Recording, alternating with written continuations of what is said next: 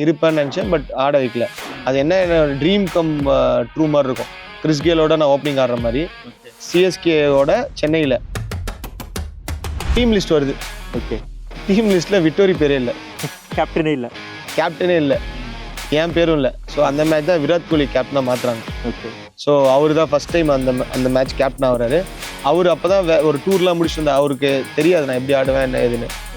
So அதனால அது ரொம்ப க்ளோஸாக போய் மிஸ் ஆனது. விராட் கோலி அப்போ தான் ஃபஸ்ட் டைம் வந்து ஓப்பனிங் ட்ரையல் பார்க்குறாங்க. ஃபஸ்ட்டு 3 மேட்ச் அவர் அடிக்கலன்னும் போது பட் பேசிகிட்டே இருக்காங்க. அப்போ நான் பஸ்ஸில் வரும்போது நான் எதாவது சொல்லாமா அப்படின்னு கேட்டேன். பட் அப்போ இவ்வளோ பெரிய பிளேயராக அவர் வரலாம் அப்போ நமக்கு தெரியாது. காலேஜ் கிரிக்கெட் பொறுத்தவரைக்கும் ரொம்ப டெக்னிக்கல் டாக்டிக்கல் தான். ஸோ இவ்வளோ பால்ஸ் இவ்வளோ ரன் அடிக்கணும், நாங்கள் ஒரு வெறியாக தான் விளாடுவோம். அப்போ நமக்கு பயமே தெரியாது. காலேஜ் லெவலில் ஃபர்ஸ்ட் டிவிஷன் பிளேயராக செகண்ட் டிவிஷன் அதெல்லாம் எனக்கு தெரியாது. மண்டைக்கு போடணும். அவனை எனக்கு வந்து விக்கெட் எடுக்கிறத விட பயமுறுத்த தான் ரொம்ப பிடிக்கும். அந்த டைம் என்னோட ப்ராக்டிஸே எப்படி இருக்குன்னா, பவுண்டரிக்கு அப்புறம் தான் 6 டேக் ஆஃப் ஆகணும். அந்த அளவுக்கு ப்ராக்டிஸ். T20க்கு அதை மாஸ்டர் பண்ணேன். நான் ஃபுல்லாக மாஸ்டர் பண்ணேன். எனக்கு டாட் பால்ஸே அப்போ போட முடியாதுன்ற அளவுக்கு நான் ப்ராக்டிஸ் பண்ணேன். ஒருத்தர் அடிக்கிறாரு டக் பண்ணுறாருன்னா ஷோல்டர் லெவலில் போடுவேன். ஓகே, என்னை விட நல்லா நான் போடுற பவுன்சரை விட ஒரு இன்டர்நேஷ்னல் பிளேயர் நல்லா அடிப்பாங்கன்னா ஹெல்மெட்டுக்கு வைப்பேன். என்னோட கெரியரில் ஃபர்ஸ்ட் டிவிஷன்லேயே இருக்கட்டும் நிறைய இதில் வந்து என்னோட ஃபர்ஸ்ட் பாலில் நான் விக்கெட் எடுத்திருக்கேன். கண்டினியூஸாக நான் 22 டேஸில் மேட்ச் ஆடிருக்கேன். ஆடிட்டுலாம் விழுந்திருக்கேன் நான், அவ்வளோதான் அப்படின்ற மாதிரி. அதெல்லாம் எக்ஸ்ட்ரீம். எங்கே ஸ்டெம்ப் நடந்தாலும் நான் பண்ணுவாங்க.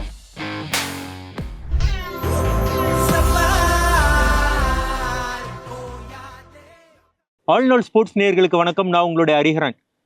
நிறைய செலிபிரிட்டி கூட நான் வந்துட்டு இன்டர்வியூ பண்ணியிருக்கேன், கிரிக்கெட்டிங் செலிபிரிட்டி கூட. இன்னைக்கு என் கூட இருக்கிற ஒரு பர்சன் வந்துட்டு BCCI லெவல் 1 கோச், அதுக்கப்புறமா ICC லெவல் 1 கோச்சா. அது மட்டும் இல்லாமல் வந்து பார்த்தீங்க அப்படின்னா செலிபிரிட்டி கிரிக்கெட் லீக்ல வந்துட்டு நிறைய செலிபிரிட்டிஸை வந்துட்டு இவர் ட்ரெயின் பண்ணியிருக்காரு. கனா மூவியில் வந்து பார்த்தீங்க அப்படின்னா ஐஸ்வர்யா ராஜேஷா அவங்க வந்துட்டு அந்த மூவியில் அவ்வளோ அழகாக கிரிக்கெட் விளையாண்டதுக்கு என் பக்கத்தில் இருக்கிறவர் இவர் ஒரு முக்கியமான ஒரு காரணம். இது மட்டும் கிடையாது, IPL வந்து பார்த்தீங்க அப்படின்னா டிவிலியர்ஸ், கிறிஸ் கெயில், அதுக்கப்புறமா விராட் கோலி இவங்க எல்லாரு கூடயுமே வந்து சேர்ந்து இவர் வந்துட்டு விளையாண்டுருக்காரு. நாங்கள் எல்லாருமே ரொம்ப ஆசையாக வந்துட்டு பவுன்சர் தியாகா அப்படின்னு சொல்லிட்டு இவரை நாங்கள் கூப்பிடுவோம். அது மட்டும் கிடையாது, இப்போ வந்துட்டு நிறைய தமிழ்நாடு அப்கமிங் கிரிக்கெட்டர்ஸையும் இன்டர்நேஷ்னல் லெவலில் USA, கனடா, ஆஸ்திரேலியா இந்த மாதிரி கண்ட்ரீஸில் நிறைய எமர்ஜிங் கிரிக்கெட்டர்ஸை வந்துட்டு இவர் உருவாக்கிட்டு இருக்காரு. என் கூட இருக்கிறது வேற யாரும் கிடையாது, பவுன்சர்ஸ் கிரிக்கெட் அகாடமியோடைய கோச்சா mister Thiagarajan. Welcome to the ஷோனா. ஆல்நாள் ஸ்போர்ட்ஸ்க்கு வந்தது ரொம்ப சந்தோஷம். எப்படின்னா இருக்கீங்க? நல்லா இருக்கேன். ஓகே, அதே மாதிரி எனக்கும் வந்து ரொம்ப நாள் கழிச்சு உங்களை பார்த்து இன்டர்வியூ கொடுக்கறது எனக்கும் ரொம்ப சந்தோஷமா இருக்கு. நான் ஹரியை பற்றி எனக்கு தெரியும். ஆக்சுவலாக ஒரு விஷயம் எடுத்து அது ரொம்ப டெடிக்கேட்டடாக பண்ணுவார். ஸோ அதனால எங்களோடய விளாண்டுருக்காரு. எங்களோட ரிலேஷன்ஷிப் பார்த்தீங்கன்னா ஒரு 20 இயர்ஸ் முன்னாடி இருக்கும். உங்களுடைய கரியர் பற்றி கேட்கணும்னா எனக்கு நிறைய பேர் கண்டிப்பாக உங்களை போட்டு அழுத்திருப்பாங்க. தியாகான் இந்த அளவுக்கு ஹைட்டு கிடையாது, நீ ஃபாஸ்ட் பவுலிங் வந்துட்டு வேண்டாம், ஸ்பின்னு போடு, பேட்டிங் நல்லா ஆடுற, இந்த மாதிரிலாம் நிறைய பேர் சொல்லியிருப்பாங்க. ஆனால் அதை மீறி நான் பார்த்த ஃபாஸ்ட் பவுலர்ஸில் அந்த டைமில் வந்து பார்த்தீங்க அப்படின்னா ஷார்ப் பவுன்சர் போடுறதா இருக்கும். And at the same time reverse ஸ்விங்குன்னு ஒரு ஆர்ட்டை, அந்த ஆர்ட் வந்துட்டு நான் நிறைய மேட்ச் இன்னும் கூட நான் பார்க்குறேன். லோக்கல் கிரிக்கெட்லாம் நான் நிறைய பார்க்குறேன். அந்த ரிவர்ஸ் ஸ்விங்குன்றது செத்து போயிடுச்சு அப்படின்ற மாதிரி தான் நான் வந்து சொல்லுவேன். மேபி இப்போ நம்ம இந்த 50 ஓவர்ஸ் ஃபார்மெட்டில் வந்து 2 நியூ பால் வந்ததுக்கப்புறமா ரிவர்ஸ் ஸ்விங் கம்மியாயிருச்சு அப்படின்றது சொல்லலாம். பட் அதெல்லாம் 90 ஓவர்ஸ் மேட்சஸே வந்துட்டு நான் நிறைய போயிட்டு நம்ம வந்து போய் பார்க்கும்போது வந்து அந்த ஃபாஸ்ட் பவுலர்ஸ் கிட்ட வந்துட்டு அந்த ரிவர்ஸ் ஸ்விங்குன்ற குவாலிட்டி வந்து போயிடுச்சு. அந்த மாதிரி ஸ்கில்லாம் நீங்கள் பர்சனலாக நீங்கள் வந்துட்டு நீங்கள் டெவலப் பண்ணீங்க? ஏன்னா நான் பார்த்துருக்கேன், நீங்கள் சொன்னது தான் வந்துட்டு நீங்கள் எவ்வளோ நேரம் வந்து நீங்கள் நெட்ஸில் நீங்கள் ஸ்பெண்ட் பண்ணுவீங்க அப்படின்றது நான் வந்து பார்த்துருக்கேன். ஸோ அதை வந்து எப்படி நீங்கள் டெவலப் பண்ணீங்க? அந்த ரிவர்ஸ் ஸ்விங்காக இருக்கட்டும், அந்த பவுன்சர்ஸ்க்கு வந்துட்டு நீங்கள் போட்ட அந்த கோர் ஒர்க்குன்னுவாங்க, அது வந்துட்டு எந்த அளவுக்கு நீங்கள் வந்து நீங்கள் ஸ்ட்ராங்காக உங்களை பில்ட் பண்ணுறதுக்கு எவ்வளோ எஃபர்ட்ஸ் போட்டிருப்பீங்க? கண்டிப்பாக நான் வந்து எஃபர்ட்னா எங்களுக்கு இந்த மாதிரி ஃபெசிலிட்டிஸே கிடைக்கல ஆக்சுவலாக. ஸோ நான் வந்து இந்தியா சிமெண்ட்ஸ் விளாண்ட ஒரு வாட்டி. அப்போ நான் என்ன பண்ணுவேன்னா காலையில் 5 மணிக்கே போயிடுவேன். போனால் தான் எனக்கு, ஏன்னா அப்போ 2 நெட்ஸ் ரொம்ப கம்மி. ஸோ நாங்கள் ஒரு 2 பேர் போயிட்டு எனக்கு த்ரோ பண்ணுறதோ நான் பவுலிங் பண்ணுறதுக்கோ நாங்கள் ஒரு 2-3 ஹவர்ஸ் நாங்கள் ஸ்பெண்ட் பண்ணுவோம். ஏன்னா நாங்கள் வெளியில் சாப்பிட்றதுக்கு போனால் கூட வேற ஒருத்தவங்க வந்துருவாங்க, எதுவுமே சொல்ல முடியாது. அதனால நெட்ஸ் ஃபெசிலிட்டிஸும் இல்லை. ஸோ கிடைக்கிற இடத்துக்கு போவோம், நம்ம எங்கே ப்ராக்டிஸ் பண்ண முடியும். பட் ஆனால் குவாலிட்டி ஆஃப் ப்ராக்டிஸ்ன்றது ஒன்று இருக்குது. ஸோ இப்போ நான் வந்து பார்த்தீங்கன்னா பவுன்சர்ஸ் 3 விதமான பவுன்சர்ஸ் போடுவேன். அது இப்போ தான் நான் உங்களுக்கு ஆக்சுவலாக ஃபர்ஸ்ட் டைம் சொல்கிறேன். இப்போ ஒரு பிளேயர் நல்லா புல் அடிக்கிறாரு, ஒருத்தர் அடிப்பார் உட்கார்றாரு, ஒருத்தர் அடிக்கவே மாட்டார். ஒரு 3 விதமான பேட்ஸ்மேன் வச்சுக்கோங்க. ஓகே அடிக்கவே மாட்டாங்கன்றவங்களுக்கு நான் ஹிப் லெவல் இந்த லெவல்ல போடுவேன். ஓகே ரிப் கேஜ்ல ஓகே கண்டிப்பா அவன் பயப்படுறாங்கன்னு தெரிஞ்சிடும். ஒருத்தர் அடிக்கிறாரு டக் பண்றாருன்னா ஷோல்டர் லெவல்ல போடுவேன். ஓகே என்னை விட நல்லா நான் போடுற பவுன்சரை விட ஒரு இன்டர்நேஷனல் பிளேயர் நல்லா அடிப்பாங்கன்னா நான் ஹெல்மெட்டுக்கு வைப்பேன்.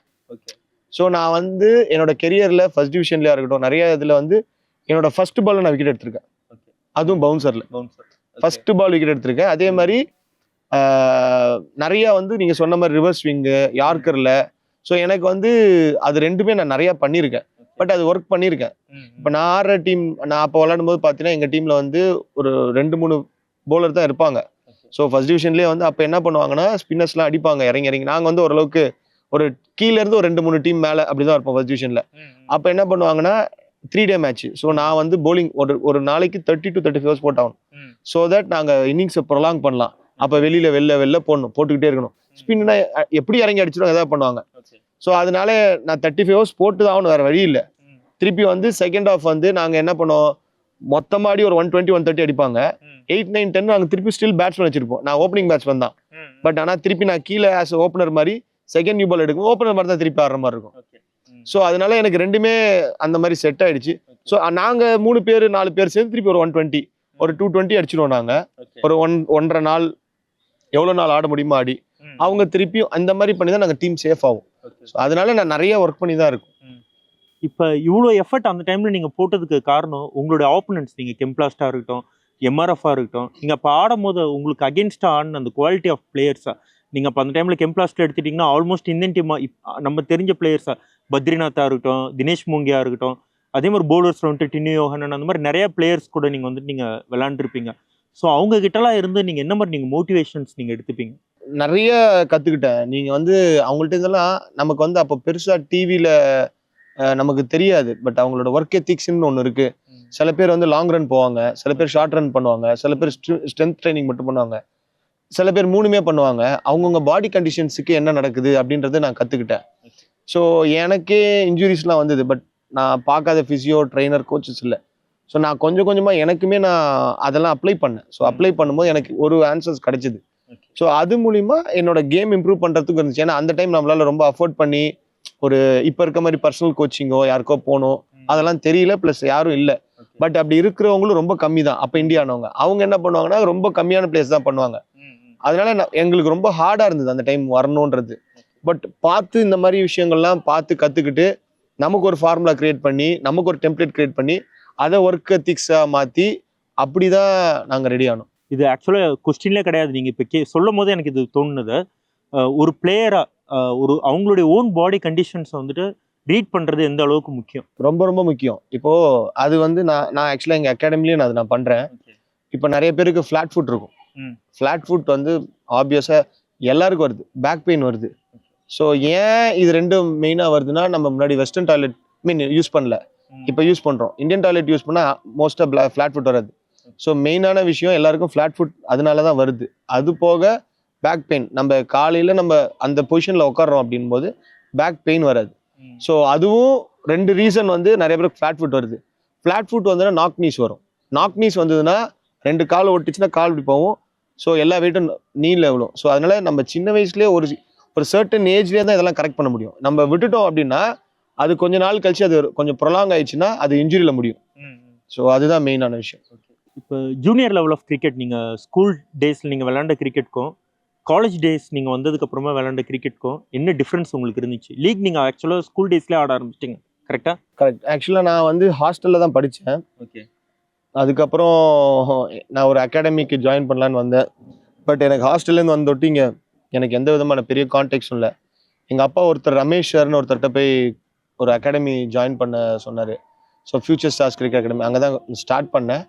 பட் அதுக்கப்புறமும் எனக்கு அங்கே கொஞ்சம் விளையாண்டேன். பட் மேட்சஸ் எனக்கு அவ்வளோவா பத்தலை. ஸோ நான் என்ன பண்ணுவேன்னு தெரியுமா, லைலா காலேஜுக்கு போயிடுவேன் நான். ஸோ ஏ கிரவுண்டில் ஒரு மேட்ச் நடக்கும், பி கிரவுண்டில் ஒரு மேட்ச் நடக்கும். இப்போ ஏ கிரவுண்டில் நடக்கிற மேட்ச் பார்த்தீங்கன்னா 7:30க்கும், பி கிரவுண்டில் நடக்கிற மேட்ச் 8 o'clock நடக்கும். ஸோ அப்போ ஃபோன்லாம் இல்லை. நான் என்ன பண்ணுவேன், கிட் பேக்லாம் எடுத்துகிட்டு போய் ஃபர்ஸ்ட் இந்த கிரவுண்டில் உட்காந்துருவேன். சாப்பிடலாம் மாட்டேன். 7:30 வீட்டில் எல்லாம் கேட்க முடியாது. நான் பாட்டு பஸ் பிடிச்சி வந்து உட்காந்துருவேன். ஸோ வெயிட் பண்ணுவேன். இங்கே ஆள் வரலன்னா நானும் இருக்கேன் அப்படின்ட்டு விளையாடுவேன். சில சமயம் ஆள் இருப்பாங்க, சைலண்டாக பேக் எடுத்துட்டு அப்படியே இன்னொரு கிரவுண்டு போயிடுவேன். அங்கே ஆள் இருந்து தான் பார்ப்பேன். இல்லைன்னா எனக்கு சில நாள் வருவாங்க, சில நாள் வரமாட்டாங்க. அப்படியே ஆஃப்டர்நூன் மேட்ச், செகண்ட் மேட்ச் அப்போல்லாம் 30 ஓவர்ஸ் T20ல திருப்பி 1 o'clock மேட்ச், அதே மாதிரி இங்கே வருவேன், திருப்பி அங்கே போவேன். இந்த மாதிரி விளையாடும் போது எனக்கு ஒரு சில மேட்சஸ் ஆட சான்ஸ் கிடைச்சிது. அவங்க கான்டாக்ட் நம்பர் வாங்கிட்டு எவ்ரி ஃப்ரைடே ஃபோன் பண்ணி மேட்ச் கேட்டு எல்லா இடத்துக்கும் நான் போக ஆரம்பித்தேன். அப்போ வந்து இது பண்ணும்போது எனக்கு லீக் சான்ஸ் கிடைச்சிது. ஸோ லீக் அப்போ நான் என்ன பண்ணேன், ஃபர்ஸ்ட் இயர் சரியாக பண்ணல. அதுக்கப்புறம் செகண்ட் இயர் வந்து எனக்கு ஸ்டில் பிலீவ் பண்ணி எனக்கு இன்னொரு வருஷம் சான்ஸ் கொடுத்தாங்க. அந்த டைமில் என்ன ஆச்சுன்னா, எனக்கு எக்ஸாம்ஸ் வருது, 12th எக்ஸாம்ஸ் வருது. ஸோ அந்த டைம் வந்து லாஸ்ட் எக்ஸாம் முன்னாடி அன்னைக்கு மேட்ச், எனக்கு நாளைக்கு எக்ஸாம், இன்னைக்கு மேட்ச் ஆடுறேன். ஸோ என்னை வந்து ஓப்பனிங் அனுப்புவேன், அடிக்கடி படிச்சதோன்னு சொல்லிட்டு என்னை பின்னாடி அனுப்பிச்சாங்க. 5 overs 40, 50 to win அந்த மாதிரி டைம். பட் நான் ஓப்பனர் தான். அந்த டைம் நான் ஆடி வின் பண்ணிட்டேன். அப்போ ஸ்லிப்ல ஒருத்தர் இருந்தார், விஜயகுமார்னு சொல்லிட்டு. அவர்கிட்ட என்னடா பண்ற ஏதுன்னு கேட்டாரு. நான் சொன்னேன் இந்த மாதிரி நான் 12th முடிக்கிறேன் அப்படின்னு சொன்னோன்னே, சரி நீ ஒரு மேட்ச் இருக்கு வாடா அப்படின்னு கூப்பிட்டாரு. நம்ம தான் மேட்ச்னா போயிடுவோம் எங்கனாலும். சரிண்ணா அப்படின்னு சொல்லிட்டு நான் மேட்ச்சுக்கு போனேன். மேட்ச் போனேன், ஒரு 8 runs அடித்தேன், நல்லா ஆடினேன். உடனே ஃபார்ம் மாதிரி கொடுத்துட்டு வீட்டில் பேஸ்ட் வான்னு சொல்லிட்டு உடனே அந்த காலேஜ் போட்டு அப்ளிகேஷன் கொடுத்து போட்டாங்க. ஸோ அப்படிதான் என் கிரிக்கெட் கரியர் ஸ்டார்ட் ஆயிடுச்சு. பச்சைபாஸ் காலேஜ் தான் ஜாயின் பண்ணேன். பட் அங்கே ஜாயின் பண்ணதோட தான் என்னால் இவ்வளோ தூரம் விளையாட முடிஞ்சுது. இல்லைன்னா நான் இப்போ வேற ஏதாவது காலேஜ் போயிருந்தேன் அப்படின்னா என்னால் ரெப்ரசன்டேஷன்ஸ் எதிர்பார்த்துருப்பாங்க, ஸ்டேட்டோ ஏதோ ஆடி இருக்கணும், என்னால் எதுவும் பண்ணியிருக்க முடியாது. ஸோ அவர் வந்து விஜயகுமார் வந்து என்னோட லைஃப் சேஞ்சிங் மூமெண்ட்னு சொல்லலாம். அவர் அந்த மாதிரி கூப்பிட்டு, ஸோ அந்த டைம்ல வந்து நான் பர்ஃபார்ம் பண்ணேன். அதுக்கப்புறம் காலேஜ்ல கிரிக்கெட் ஸ்டார்ட் பண்ணோம். அது வந்து ஒரு எப்படி சொல்றது, வெறி தான். காலேஜ் கிரிக்கெட் பொறுத்தவரைக்கும் ரொம்ப டெக்னிக்கல், டாக்டிக்கல் தான். ஸோ இவ்வளோ பால்ஸ் இவ்வளோ ரன் அடிக்கணும், நாங்கள் ஒரு வெறியாக தான் விளையாடுவோம். பட் அந்த டைம் தான் எனக்கு நேம் நல்லா வந்துச்சு. ஸோ பவுன்சர் தியாகவா இருக்கட்டும், இதுவாக இருக்கட்டும், அப்போ நமக்கு பயமே தெரியாது. காலேஜ் லெவலில் ஃபர்ஸ்ட் டிவிஷன் பிளேயரா, செகண்ட் டிவிஷன், அதெல்லாம் எனக்கு தெரியவே தெரியாது. மண்டைக்கு போடணும்னா போடணும். அவனை எனக்கு வந்து விக்கெட் எடுக்கிறத விட பயமுறுத்த தான் ரொம்ப பிடிக்கும். அந்த டைம் ஒரு வெறியில நம்ம ஒரு ஃபாஸ்ட் அந்த டைம் தான் அக்தர், பிரெட்லிலாம் பீக்ல இருக்க டைம். நம்ம அதெல்லாம் பார்த்துட்டு போடும்போது கரெக்டா கைட் பண்ண முடியல யாரும். அதனால பட் அதை இல்லாத வரைக்கும் சொல்றேன், நமக்கு என்ன தெரியுமோ அதுல என்ன பெஸ்ட் பண்ண முடியும். கண்டினியூஸா நான் 22 daysல மேட்ச் ஆடி இருக்கேன். ஆடிட்டுலாம் விழுந்திருக்கேன் நான், அவ்வளவுதான் அப்படின்ற மாதிரி. அதெல்லாம் எக்ஸ்ட்ரீம். எங்க ஸ்டெம்ப் நடந்தாலும் நான் இருப்பேன்றாங்க. இப்போ மேட்சஸ்ன்னு வச்சுக்கோங்க, இப்போ மேட்சே இல்லாத டைம் கூட நான் ஒரு விஷயம் நான் பார்த்துருக்கேன்.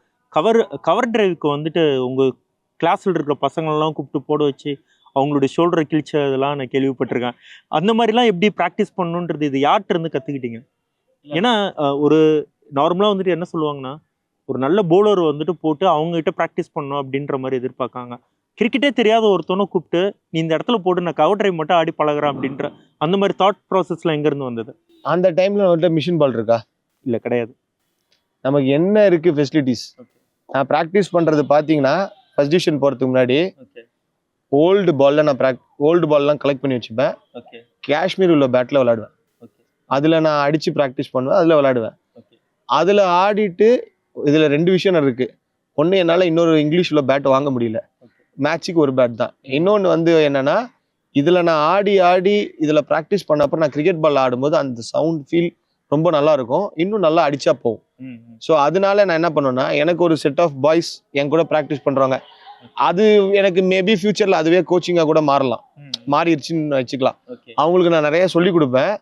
அதனால அவங்க என் கூடயே இருக்கணும்னு நினைப்பாங்க. எனக்கு ப்ராக்டிஸ் பண்றதுக்கு, எனக்கு செக் பண்றதுக்கு எல்லாம் பிடிச்சிதான் பண்ணுவாங்க. ஸோ அப்ப நாங்க எப்படி பண்ணோம்னா, நாங்களே காம்ப்ளிமெண்ட் பண்ணிட்டு அவன் நல்லா விளாட்றானா, எல்லாருமே ஒரு லெவல்ல விளாண்டோம். நாங்க ஒருத்தர் ஃபர்ஸ்ட் டிவிஷன், செகண்ட் டிவிஷன் எல்லாமே டச்ல இருக்கோம். எல்லாருமே ஒரு லெவலுக்கு விளாண்டுட்டு இருந்தோம்.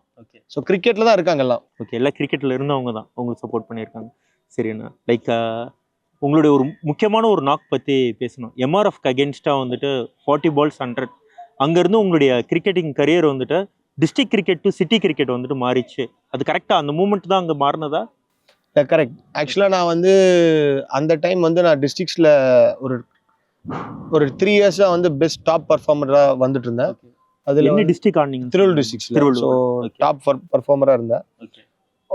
அந்த டைம் வந்து ஃபர்ஸ்ட் டிவிஷன், ஸோ சைமல்டேனியஸாக விளையாண்டுட்டு இருக்கேன். எனக்கு பெரிய பிரேக் கிடைக்கல எனக்கு. ஸோ அந்த டைம் வந்து எனக்கு, ஏன்னா ஃபர்ஸ்ட் டிவிஷன்ல ஓப்பனிங்கும் கிடைக்கல. நான் உங்கள்கிட்ட சொன்ன மாதிரி லாஸ்ட்ல தான் விளையாண்டுட்டு இருக்கேன். பட் ஓப்பனர் தான், வேற வழி இல்லை. ஃபாஸ்ட் பாலிங் போட்டு உடனே ஓப்பனிங் போக முடியாது. ஒரு சில மேட்ச் போகலாம், பட் நம்ம அவ்வளோ பாடி கண்டிஷன் வச்சுட்டு விளையாட முடியாது, அவுட் ஆயிடும் கண்டிப்பா டயர்ட்ல. ஸோ ஒரு மேட்ச் என்னாச்சுன்னா, green top, full green top, எங்கள் கோச் எங்கள் கேப்டன் கேட்டார் யார் போகிறான்னு, நிறைய பேர் போகலன்னாங்க. சரி, நான் வந்து ஒரு மாதிரி வேகா இருந்தேன் அந்த டைம், கிரிக்கெட்டு விடலாமான்ற மாதிரி இருந்தேன். சரி ஓகே, நான் கேட்டேன், நான் போகிறேன்னு கேட்டேன். நான் என்னை நம்பி அனுப்புங்கன்னு சொல்லி நான் ரொம்ப கேட்டேன் அவர்கிட்ட, ரெக்வஸ்ட் பண்ணி சரின்னு அனுப்பிச்சார். அந்த மேட்ச்சில் வந்து காலேஜ் கிரிக்கெட்டுன்னு நினச்சிட்டு தான் ஆனேன். அதில் என்ன பியூட்டினா, எங்கள் பச்சைவாஸ் காலேஜ் கிரவுண்டில் தான் நடந்துச்சு அந்த மேட்ச்சு. அவ்வளோ க்ரௌட்ஸ் இருந்தாங்க, என் ஃப்ரெண்ட்ஸ் காலேஜ் எல்லாருமே இருந்தாங்க. ஸோ மதன்லாம் உங்களுக்கு தெரியும். ஸோ அவன் எல்லாமே இன்னைக்கு வரைக்கும் அந்த நாக் சொல்லுவான். ஸோ நாங்கள் இருக்கிறோம். அப்போ நான் ஓப்பனிங் உள்ளே போகிறேன். எதுவுமே யோசிக்கல. நான் வந்து இந்த ப்ரிப்பேர் பண்ணோம், இது பண்ண, அது எதுவுமே யோசிக்கல. மெரிட் ஆஃப் த பால் ஆடுவோம். எனக்கு என்ஜாய் பண்ணணும். எனக்கு ரொம்ப நாள் கழிச்சு ஒருத்தன் ஓப்பனிங் கொடுத்தா எப்படி இருக்கும்? சரி, நம்ம என்ஜாய் பண்ணுவோம். நான் அந்த மேட்ச் 13-4 7-6. ஸோ ஃபாஸ்டஸ்ட் 100 அந்த டைம் நான் அடித்தேன். அது ஆடினதுக்கு அப்புறம் அடுத்த மேட்ச் ஒரு 100 அடித்தேன். அதுக்கு அடுத்த மேட்ச் ஒரு 50 அடித்தேன். அப்படியே எனக்கு டைரெக்டாக சிட்டியில் வந்து 125, ஏன்னா அப்போ 19 அனௌன்ஸ் பண்ணிட்டாங்க, நான் இல்லை அதில். ஸோ அதுக்கப்புறம் டைரெக்டாக சிட்டியில் Under-25 டீமில் போட்டு அங்கே பர்ஃபார்ம் பண்ணி அங்கேருந்து அப்படி ஸ்டேட் ஆனேன். ஆனால் இவ்வளோ ஹார்ட் ஒர்க் பண்ணி ஒரு டிஸ்ட்ரிக்ட்ல இருந்து சிட்டி லெவலில், அதுக்கப்புறமா வந்துட்டு ஃபர்ஸ்ட் டிவிஷனில் வந்துட்டு ஒரு ப்ரொஃபஷனல் கிரிக்கெட் ஆடுறதுக்கு நீங்கள் வந்திருக்கீங்க. இவ்வளோ தூரம் வந்ததுக்கப்புறமா உங்களுக்கு அந்த இனிஷியலாக வந்துட்டு உங்களுக்கு ஒரு டீம் வந்து கிடச்சது, வித் பேமெண்ட்டோட கிடச்சிது உங்களுக்கு. அதில் வந்துட்டு ஒரு ஃபஸ்ட்டு 6 மேட்ச் நீங்கள் சரியாக நீங்கள் பெர்ஃபார்ம் பண்ணல.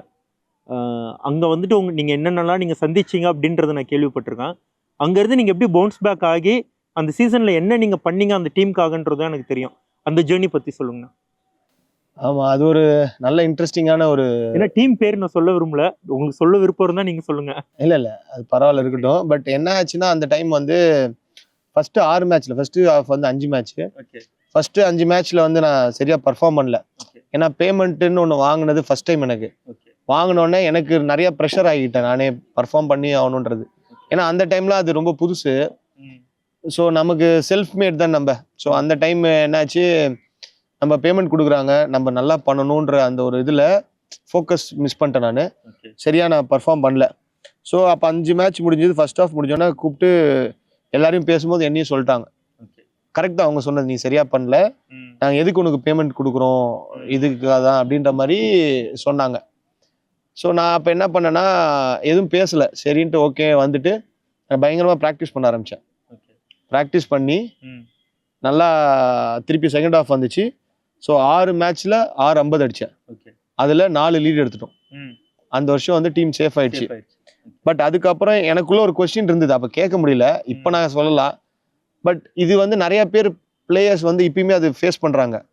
அவங்களுக்கு நான் சொல்ல வேண்டியது ஒரு விஷயம் இருக்குது. என்னென்னா, உங்களுக்கு அவங்க பேமெண்ட் கொடுக்குறாங்கன்னா நீங்கள் போன வருஷத்துக்கு பண்ணது தான் கொடுக்குறாங்க, நீங்கள் இப்போ பண்ண போகிறதுக்கு கொடுக்கல. ஸோ நான் போன வருஷம் 100 அடிச்சிருக்கேன், இன்னொரு 100 அடிச்சிருக்கேன், 50 அடிச்சிருக்கேன், இதெல்லாம் வச்சு தான் கொடுக்குறாங்க. பட் நான் என்ன நினச்சிக்கிட்டேன் அப்படின்னா, ஸோ அது நமக்கு ப்ரெஷராக எடுத்துக்கிட்டேன். ஸோ அது யாரும் ப்ரெஷராக எடுத்துக்கணும்னு அவசியம் இல்லை. நீங்கள் போன வாட்டி பண்ணதுக்கு தான் கொடுக்குறாங்க. அதனால் நீங்கள் உங்களோட ப்ராக்டிஸு, உங்கள் ஃபோக்கஸ் இதெல்லாமே நீங்கள் கரெக்டாக பண்ணிங்கனாலே இந்த இப்போ இருக்க பீரியடில் பேமெண்ட் ஒரு இஷ்யூ இல்லை. மேட்ரு ஆஃப் 1 இயர் உங்கள் லைஃபே மாறும். ஸோ நீங்கள் யார் வேணாலும் பார்க்கலாம், நிதிஷ் ரெட்டி பார்க்கலாம், ஸ்ரேஷ் ஐயர் பார்க்கலாம், வெங்கடேஷ் ஐயர் பார்க்கலாம். 3 மேட்ச் தான் வெங்கடேஷ் ஐயரோ நிதிஷ் ரெட்டியோ ஒரு வருஷம் சீசனு, அவர் 3 மேட்ச்சில் ஐபிஎலுக்கு அப்புறம் இந்தியாவே ஆட்டாங்க. அதனால் ஆப்பர்ச்சுனிட்டிஸ் அவ்வளோ இருக்குது. நீங்கள் நல்லா பர்ஃபார்ம் பண்ணால் போதும். ஸோ எந்த ப்ரெஷருமே இல்லை. இப்போ அந்த பேமெண்ட்டுன்ற ஒரு ப்ரெஷர்னால வந்துட்டு, ஆனால் அதுக்கப்புறமா அந்த பெர்ஃபார்மன்ஸ் கொடுத்ததுக்கப்புறமா நீங்கள் அந்த டீமில் நீங்கள் கண்டினியூ பண்ணல. அங்கேருந்து நீங்கள் வேறு ஒரு டீம் நீங்கள் ஷிஃப்ட் ஆனீங்க, உங்கள் ஜேர்னி அப்படியே போச்சு.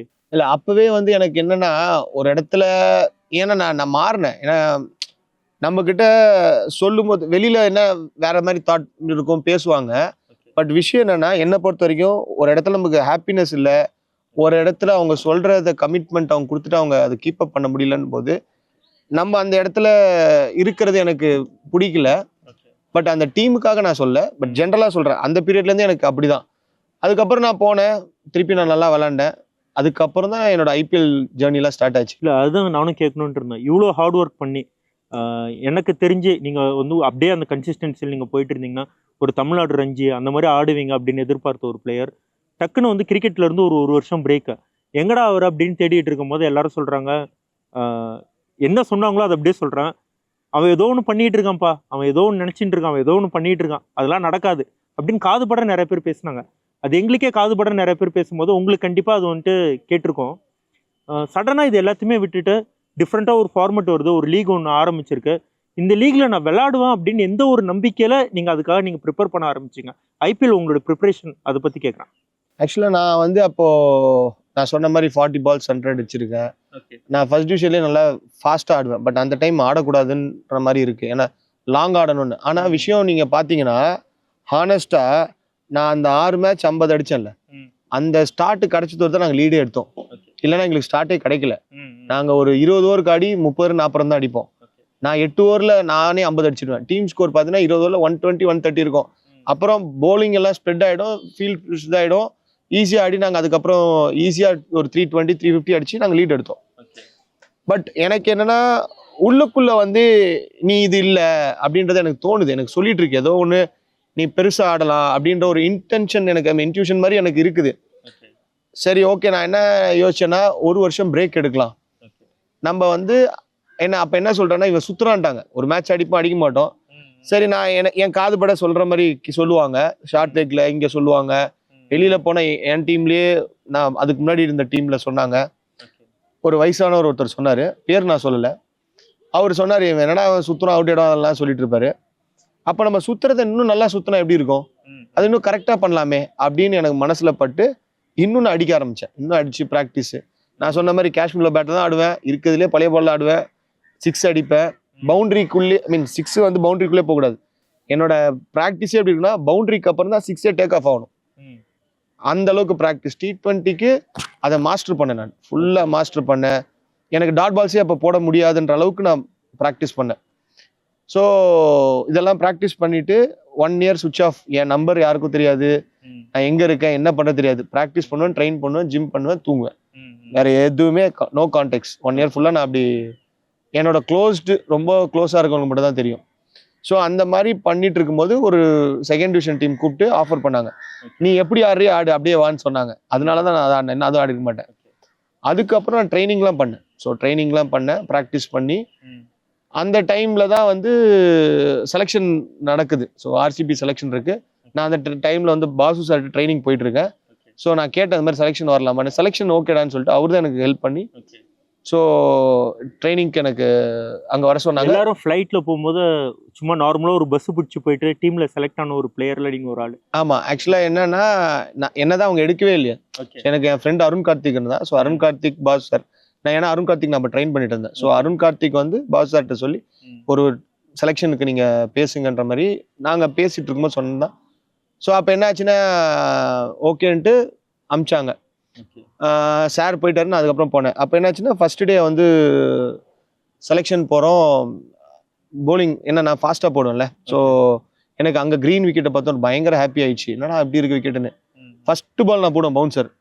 ஃபர்ஸ்ட்டு பிச்சான அடுத்த சைட் ஸ்க்ரீன் அடிக்கும், டொம்முன்னு அடிச்சுது. உடனே எல்லாம் அப்படி திரும்பி பார்த்தாங்க. அப்புறம் வந்து ப்ராக்டிஸ் மேட்ச் அப்போ போலிங் நல்லா போட்டேன். அப்புறம் பேட்டிங் வந்தது, க்ரீன் விக்கெட் ஃபுல்லாக. அப்போ என்ன பண்ணாங்க, சரி ஓகே பேட்ஸ்மேன்ஸ் யாருன்னு கேட்கும்போது சில பேர் அப்போ போல, மேபி அவங்கள முன்னாடி எடுத்துட்டாங்களா இல்லைன்னு தெரியல. ஸோ நான் என்ன சொன்னேன், நான் போகிறேன்னு சொல்லிட்டு இருந்தேன். அப்போ யாருமே எதுவுமே சொல்ல, டக்குன்னு நான் போயிட்டேன். நான் ஒரு 37 அடிப்பேன். அந்த மேட்ச் 87 to win தான். ஸோ நான் அந்த 37 அடிப்பேன். ஸோ நான் செகண்ட் ரவுண்ட் செலக்ட் ஆகிட்டேன். எனக்கு என்னன்னா என் பர்பஸ் வந்ததே ஹாப்பி. செலெக்ஷனில் எனக்கு கொடுப்பாங்களான்னு நினச்சேன், கொடுத்துட்டாங்க. பர்ஃபார்ம் பண்ணணும்னு நினச்சேன், பர்ஃபார்ம் பண்ணிட்டேன். ஸோ அங்கேருந்து என்ன நடக்குது, நெக்ஸ்ட்டு என் ஜேர்னி வந்து அடுத்த நாள் டே 2 செலெக்ஷன் ட்ரையலுக்கு நான் செலக்ட் ஆகிட்டேன். ஸோ அங்கே என்ன பண்ணுறாங்கன்னா, நான் எக்ஸ்பெக்டேஷன் வச்சிட்டேன்ல, நான் அதான் நல்லா போட்டேன், நல்லா பேட்டிங் ஆட்டேன், எனக்கு ஃபர்ஸ்ட்டே கொடுப்பாங்கன்னு நினச்சிட்டு இருக்கேன். போலிங் மட்டும் தான் கொடுத்தாங்க, பேட்டிங் நம்பர் 9 கொடுக்குறாங்க. நீங்கள் அப்புறம் வந்து என்னென்னா ஒரு 202 அடிப்பாங்க. ஸோ நான் என்ன பண்ணுவேன்னா நம்பர் 9 ரவுண்ட் தான் அனுப்புவாங்க எனக்கு. ஸோ 1 ball 6 runs to winன்ற மாதிரி வரும். நான் அடிப்பேன், கரெக்டாக ரோப்பில் விடுவோம். அதுக்கப்புறம் பேட்டிங் ஆடுவியான்னு கேட்டாங்க. ஆமாம் சார், நான் ஓப்பனிங் பேட்ஸ்மேன் சொன்னேன். அப்புறம் என்ன பண்ணாங்கன்னா மேட்ச் சிமுலேஷன் மாதிரி 5 overs 40, 5 overs 60 அந்த மாதிரி ஒரு மேட்ச் சிமுலேஷன் மாதிரி கொடுத்தாங்க. அதில் எனக்கு ஓப்பனிங் கொடுத்தாங்க. ஒரு 3 மேட்ச் கொடுத்தாங்க. 3 மேட்ச்மே நான் நல்லா விளாண்டேன்.